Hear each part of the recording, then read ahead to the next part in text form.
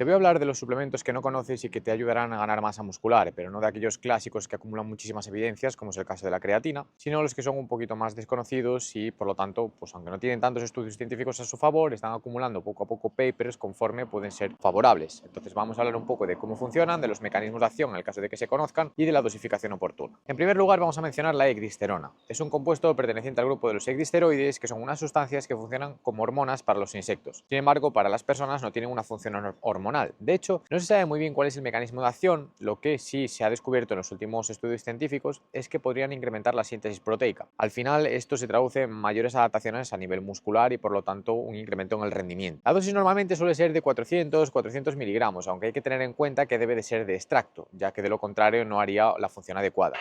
Estamos hablando de un compuesto herbáceo, al fin y al cabo, que se encuentra fundamentalmente en las espinacas y que, por lo tanto, lo que se hace es extraer, es decir, se coge el principio activo de, en este caso, el vegetal y se encapsula para de esta manera conseguir un efecto incrementando la dosis efectiva. Los últimos estudios nos muestran que puede tener beneficios tanto para el incremento de la masa muscular como de la fuerza. Al final son dos cosas que van bastante de la mano y, por lo tanto, si incrementamos una, pues normalmente suele mejorar la otra también. Obviamente, faltan más estudios en humanos. En animales está bastante claro en efecto. En las personas, pues digamos que los ensayos que tenemos recientes son favorables, pero no contamos con metaanálisis que nos aseguren qué dosis son las más eficientes, cuáles son los protocolos de administración más adecuados y si realmente pues, la diferencia es significativa. Ahora bien, a día de hoy, con los datos que tenemos en la mano, podemos afirmar que 400-450 miligramos de extracto por día sería adecuado y lo ideal es dividirlo en dos tomas. Por lo tanto, se suele hacer una administración con la comida del mediodía y una administración con la cena o por la noche. Como otro compuesto herbáceo, pues no es recomendable consumirlo o administrarlo en el caso de que haya disfunción o problemas hepáticos, ya que podría sobrecargar un poco la función de este órgano. En ese caso, si estamos tomando cualquier otra farmacología, lo ideal sería o no consumirlo o preguntar primero al médico. El segundo se acaba de aprobar recientemente para su consumo en Europa, lleva un poco más de tiempo comercializándose en los Estados Unidos y está acumulando también bastantes evidencias a su favor. Hablamos del Lonjac. Básicamente lo que hace este compuesto, también herbáceo, procedente de una planta, es incrementar los niveles de testosterona. Con esto ha habido mucho hype en los últimos años, ya que han salido muchos productos que prometían mejorar los niveles de la hormona, como puede ser pues, el clásico Tribulus terrestris o incluso el ácido aspartico. Y luego, a medida que se fueron acumulando estudios, se vio que la diferencia no era significativa, o al menos no en adultos sanos, solamente funcionaba en aquellos que ya tenían problemas en la síntesis normal o que tenían cierto hipogonadismo. En la actualidad el Lonjac parece que funciona en hombres sanos que entrenan fuerza, por lo tanto esto es diferencial respecto a todas estas sustancias anteriores que hemos comentado. Es cierto que no se han acumulado muchos papers todavía, son 5 o 8 estudios los que hay con este tipo de poblaciones y sí genera una diferencia, es decir, las personas o los grupos controles versus placebo que consumían el compuesto conseguían mejorar los niveles de testosterona, por lo tanto también el ratio testosterona-cortisol se veía positivamente afectado y además lograban un ligero incremento en el rendimiento, aunque es verdad que faltan bastantes más estudios que investiguen cuáles son los efectos a nivel de levantamiento, en términos de fuerza, en términos de recuperación deportiva. Pero con lo que tenemos a día de hoy todo parece indicar que puede tener un efecto significativo y que por lo tanto puede favorecerlo. Es un compuesto que parece seguro, no se ha detectado ningún efecto secundario significativo, igual que sucedía con el tema de la ecdisterona, pues es un elemento al final de origen herbáceo que no se recomienda consumir si existen problemas hepáticos, si existen problemas renales o en combinación con otros fármacos, pero en personas sanas que tendrán fuerza en principio no debería tener mayor inconveniente. Lo peor que puede suceder al final es que realmente no se llegue a materializar el incremento de la testosterona y, por supuesto, por mucho efecto que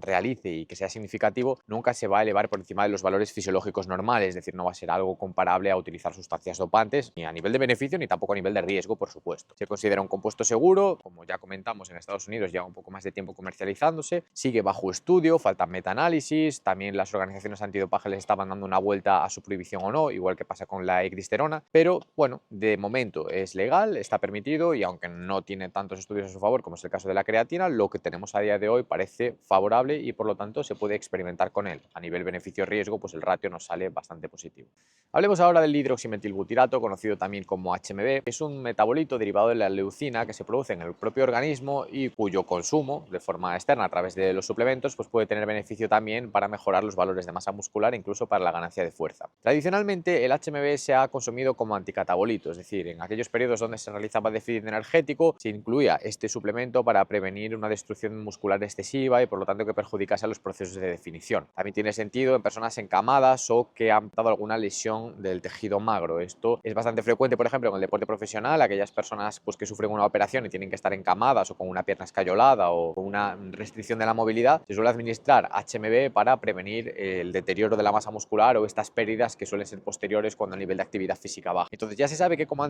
anticatabolito tiene una función bastante interesante y esto ha sido reportado significativamente en los estudios, pero algunas evidencias actuales nos indican que también puede ser positivo para la ganancia de masa muscular y fuerza como tal, ya que podría mejorar la síntesis proteica de nuevo y por lo tanto favorecer la adaptación. El protocolo de dosificación es muy sencillo, se toma 1 gramo con el desayuno, 1 gramo con la comida y 1 gramo con la cena. Y aunque sí que es verdad que hay estudios contradictorios, es decir, algunos que nos indican que el HMB tiene evidencias favorables o tiene un efecto bueno y otros que nos indican que no hay diferencia cuando lo comparamos con placebo, es verdad que existen variaciones en el protocolo de dosificación y esto puede ser determinante. Aquellos que administran el HMB en 1 gramo desayuno, 1 gramo comida, 1 gramo cena, que es lo que acabamos de comentar, suelen presentar efectos significativos más favorables, mientras que aquellos que administran el HMB todo junto, simplemente en 2 tomas, suelen no encontrar diferencias significativas. Por lo tanto, puede ser que aquí se marque una cierta diferencia y que haya que prestar atención al modo de consumo, al modo de empleo. Por otra parte, es interesante a la hora de adquirir un suplemento de HMB evitar aquellos que tienen grandes cantidades de calcio. Siempre va a tener un poco asociado, normalmente porque se administra en forma de tabletas también, el sabor en polvo no es nada bueno, pero es importante que tenga la cantidad suficiente de HMB, es decir, 1 gramo por toma, y que no tenga una gran cantidad de carbonato de calcio, que suele ser el elemento que permite compactar la cápsula, ya que de esta manera pues no llegaríamos al efecto deseado. Por otra parte, hay algunas evidencias actuales bastante interesantes que indican que puede ejercer una sinergia con la creatina, es decir, cuando se consumen de forma conjunta, digamos que se potencian los efectos a nivel de rendimiento y de ganancia muscular. Por lo tanto, pues puede tener bastante sentido. Aunque obviamente recordemos que en cualquiera de los casos de los suplementos que llevamos comentados hasta ahora, como el que nos queda, es importante administrar la cantidad de proteínas necesarias mediante la dieta. Es decir, si nosotros empleamos estos suplementos pero realmente no focalizamos también en la dieta y no llegamos a las proteínas diarias necesarias, no vamos a conseguir generar adaptaciones, porque la síntesis proteica tiene que aumentar, sí, pero necesitamos los aminoácidos disponibles en el torrente sanguíneo y para ello la parte de la dieta, de los alimentos como tal, sin duda es fundamental. Y por último hablaremos de un compuesto que seguro que ya conoces, pero que no sabes que puede tener esta función, y es el omega 3. Es otro compuesto que también tradicionalmente se ha considerado como un anticatabólico, es decir, se ha empleado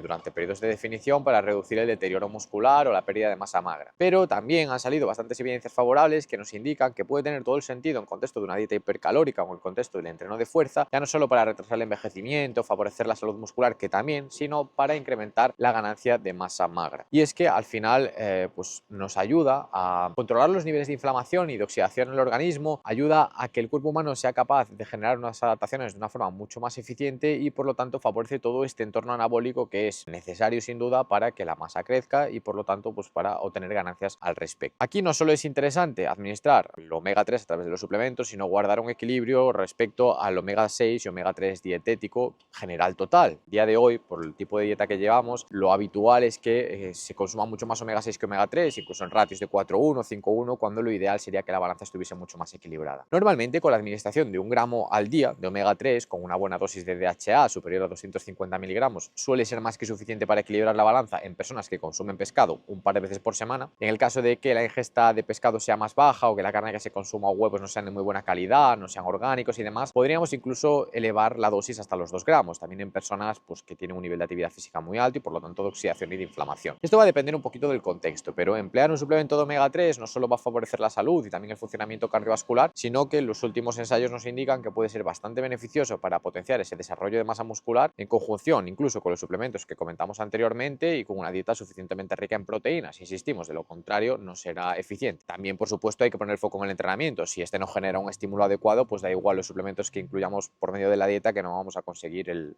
efecto deseado. En resumen, más allá de la creatina de los suplementos clásicos, tenemos 4 un poco menos mainstream que acumulan evidencias favorables para la ganancia de masa muscular. Estamos hablando de la ecdisterona, del long jack, del HMB y del omega 3. En su correcta dosificación, los ensayos más actuales nos indican que pueden tener un efecto significativo, pero este no servirá de nada o no llegaremos a experimentarlo a no ser que no consumamos suficiente proteína en la dieta, planteemos un régimen ligeramente hipercalórico para de esta manera generar el superávit que nos permita crear nuevo tejido y no pongamos el foco en el entreno. Si este no es progresivamente más intenso, cuenta con un volumen suficiente y consigue generar un estímulo adecuado, pues obviamente todo esto que acabamos de comentar caerá a saco roto y el suplemento no hace milagros. Puede ayudar en un 1 o un 2%, pero el efecto no va a ser nunca mayor, ya que estamos hablando de compuestos herbáceos fundamentalmente o de elementos naturales nunca farmacológicos, que si bien tampoco tampoco tienen un beneficio disparado a nivel de términos de 5 o 10%, los riesgos son muy contenidos, es decir, en el peor de los casos pues pueden no generar ganancia de masa muscular, pero desde luego no van a empeorar la salud, no van a generar problemas hepáticos o no van a poner en riesgo el funcionamiento del organismo. Así que esto es todo por hoy. Si te ha gustado, dale like, suscríbete, activa la campanita para estar pendiente de los próximos vídeos en relación a suplementos, dieta, nutrición, entrenamiento y mucho más.